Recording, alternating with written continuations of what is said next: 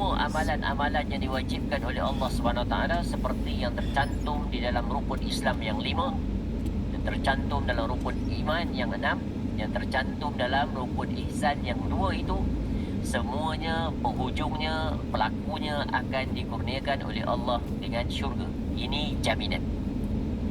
Di samping itu, tak terhitung banyaknya amalan-amalan sunat yang apabila dilakukan juga diberi jaminan syurga. Dan amalan-amalan sunat ini ada yang sangat mudah untuk dilakukan, tetapi banyak orang terlalaikan untuk melaksanakannya. Seperti menjawab seruan muazzin.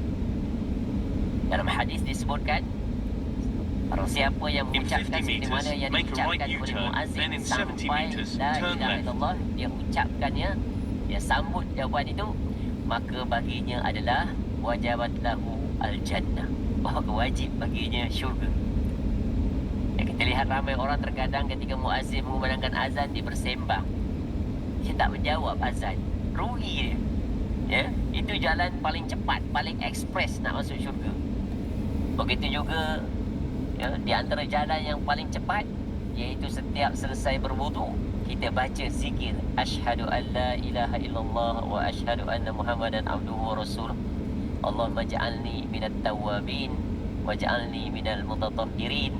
Maka masuklah ya ke mana-mana 8 pintu syurga.